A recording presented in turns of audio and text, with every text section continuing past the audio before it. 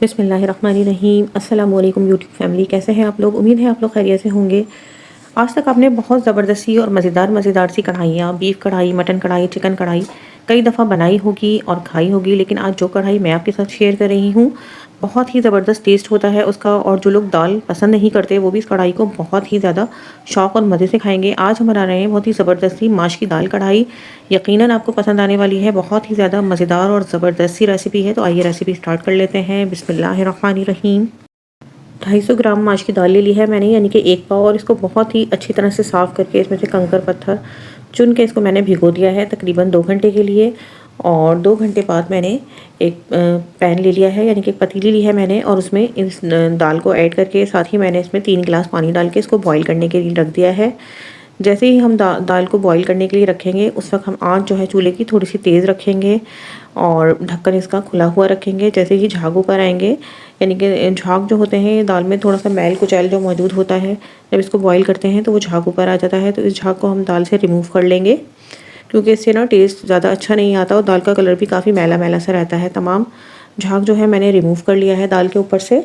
और तक उसके बाद मैंने दाल को बिल्कुल स्लो फ्लेम 20 से 25 मिनट के लिए मैंने कवर कर दिया है और स्लो फ्लेम पर पकने के लिए छोड़ दिया है। इसके बाद मैंने तकरीबन 3 से 4 मीडियम साइज़ के टमाटर ले लिए हैं और इसको जो है रफली चॉप करके मैंने इसको ब्लेंडर में डाल के ब्लेंड कर लिया है बहुत ही अच्छा सा। इस कढ़ाई में हम टमाटर को ब्लेंड करके यूज़ करेंगे। इसके बाद एक कढ़ाई में मैंने 3 से 4 टेबल स्पून ऑयल ले लिया है। साथ ही इसमें 1.5 टेबल स्पून लहसुन अदरक का पेस्ट मैंने ऐड कर लिया है। लहसुन अदरक को जो है हम हल्का सा जो है फ्राई कर लेंगे। फ्लेम हमें चूल्हे की जो है मीडियम रखनी है। इसके बाद फ्रेंड्स मैंने जो टमाटर का पेस्ट है जो बना के मैंने रेडी करा है वो इसमें ऐड कर दिया है। अदरक लहसुन डालने के बाद मैंने टमाटर का पेस्ट इसमें ऐड किया है और इसको अच्छी तरह जो है मैं 3 से 4 मिनट बहुत ही अच्छी तरह से इसको भून लूँगी। बिल्कुल इसी तरह आपको भी भूनते जाना है। और अगर रेसिपी पसंद आ रही हो तो प्लीज़ एक लाइक ज़रूर कर दीजिए। टमाटर को 3 से 4 मिनट बहुत ही अच्छी तरह से हमने भून लिया है।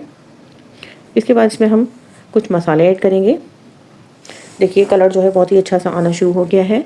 इसके बाद इसको मज़ीद भूनते जाएंगे। टमाटरों की भुनाई जो है हमें बहुत ही ज़्यादा ज़बरदस्ती करनी है, क्योंकि माश की दाल कढ़ाई का जो असल टेस्ट है वो इस भुनाई से ही आएगा और इसको भुनने का बड़ा किरदार होता है इस कढ़ाई में। देखिए टमाटर जो है हमारे बहुत ही अच्छी तरह से भुन गए हैं। इनको भुनने में थोड़ा सा टाइम तो लगेगा, बहुत ज़्यादा तेज़ चूल्हे पे हमें इनको नहीं भूनना है। मीडियम फ्लेम पे मैंने इनको तकरीबन 10 से 12 मिनट तक भून लिया है। पानी बिल्कुल ड्राई हो चुका है, टमाटर बहुत ही अच्छी तरह से भून चुके हैं, खुशबू आ रही है। इस मौके पर मैंने इसमें ऐड कर दिया है दही।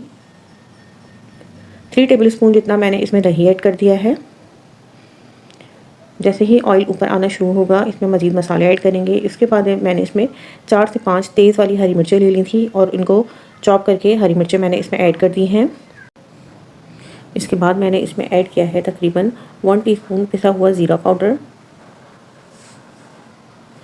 जीरे की बहुत ही ज़्यादा अच्छी सी खुशबू आती है कढ़ाई में, इसलिए इसको हमें लाजमी ऐड करना है। और अगर आप थोड़ा सा ज़ीरे पाउडर को भून के ऐड कर दें तो मज़ीद खुशबू इसकी बढ़ जाएगी। साथ ही मैंने ऐड किया है कुटा हुआ धनिया। मैंने पिसा हुआ धनिया ऐड नहीं किया, कुटा हुआ धनिया मैंने इसमें ऐड किया है। इससे कढ़ाई का जो कलर है वो बहुत ही अच्छा सा आएगा और कलर जो है काला नहीं होगा ना ख़राब होगा। धनिया आप हमेशा कुटा हुआ यूज़ करें। साथ ही मैंने इसमें ऐड की है काली मिर्च, कुटी हुई ऐड की है ये भी मैंने 1/4 टीस्पून जितनी। और साथ ही मैंने इसमें ऐड कर दी है 1/2 टीस्पून जितनी कुटी हुई मिर्च। मिर्च मसाले जो हैं आप अपनी टेस्ट के मुताबिक कम या ज़्यादा इसमें ऐड कर सकते हैं। इसके बाद मैंने इसमें ऐड कर दी है दाल जो मैंने बॉईल करके रखी हुई थी, और दाल में जो थोड़ा सा पानी मौजूद था वो भी मैंने इसके साथ ही ऐड किया है। इसके बाद मैंने इसमें ऐड कर दिया है नमक तकरीबन 1 टीस्पून जितना, और एक मज़ेदार सा दाल को ट्विस्ट देने के लिए इसमें मैंने चिकन पाउडर ऐड किया है। ये भी मैंने तकरीबन 1 टीस्पून जितना ही ऐड किया है। और उसके बाद दाल को मैंने कवर कर दिया है। 3 से 4 मैंने इसमें साबित मिर्चें भी ऐड कर दी हैं और इसको अच्छा सा कवर करके पकाया है तकरीबन 10 मिनट के लिए। 10 मिनट में जो है दाल का पानी बिल्कुल ड्राई हो जाएगा और दाल में एक अच्छी सी ग्रेवी बन जाएगी और दाल बिल्कुल परफेक्ट जो है बनके करने के गल के तैयार हो जाएगी। देखिए आहिस्ता आहिस्ता इसका पानी मैंने बिल्कुल खुश कर लिया है। इसके बाद हम अपने बघार की तैयारी कर लेते हैं। सबसे पहले मैंने फ्राइंग पैन ले लिया है। इसमें मैंने 1 टेबल स्पून जितना मक्खन ऐड किया है। मक्खन से जो है दाल का फ्लेवर कई गुना बढ़ जाएगा, लेकिन ये ऑप्शनल है, अगर आप ऐड करना चाहें तो ऐड कर सकते हैं। वरना आप स्किप भी कर सकते हैं। साथ ही कुकिंग ऑयल मैंने इसमें ऐड कर दिया है 2 टेबल स्पून। एक मीडियम प्याज काट के मैंने स्लाइस में वो ऐड कर दी है। प्याज का कलर जो है काला नहीं करना, बहुत ही अच्छा सा गोल्डन कलर आने तक प्याज को हम फ्राई करेंगे। साथ ही इसमें ऐड किया है मैंने 1 टीस्पून जितना ज़ीरा, और मैंने इसमें 4 से 5 साबुत वाली लाल मिर्चें जो होती हैं वो इसमें ऐड कर दी हैं। बहुत ही अच्छी सी खुशबू और फ्लेवर आएगा जब हम इसका तड़का लगाएंगे दाल में। दाल बिल्कुल रेडी है हमारी, और 1 से 2 मिनट में हमारा बघार भी बिल्कुल रेडी हो जाएगा। जैसे ही प्याज हमारी बिल्कुल गोल्डन ब्राउन होने की तरफ आएगी, हम इसमें ये बघार जो है दाल में ऐड कर देंगे। और क्योंकि हम इसको कढ़ाई में ही सर्व करेंगे, तो देखिए मैंने कढ़ाई में बघार लगा दिया है। और इसके बाद कुछ हरा मसाला, जिसमें थोड़ा सा हरा धनिया कटा हुआ बारीक, पुदीना, और साथ में मैंने बारीक कटी हुई अदरक ले ली थी, वो इसके ऊपर ऐड कर दी है। हरे मसाले से इसका जायका भी दुबाला हो जाता है और दिखने में भी ये बहुत ही ज़्यादा ज़बरदस्त लगती है। ज़रूर इस रेसिपी को एक दफ़ा ट्राई कीजिए। आप पुरानी तमाम रेसिपीज़ जो हैं दाल की वो भूल जाएंगे। इतनी मज़ेदार ये दाल बनके रेडी होती है। और प्लीज़ ज़रूर कमेंट में मुझसे अपना फ़ीडबैक शेयर कीजिए कि ये आपकी माश की दाल कढ़ाई बनके कैसी आपको लगी, कैसी रेडी हुई। मैं आपके कमेंट्स का इंतज़ार करूँगी। अल्लाह हाफ़िज़।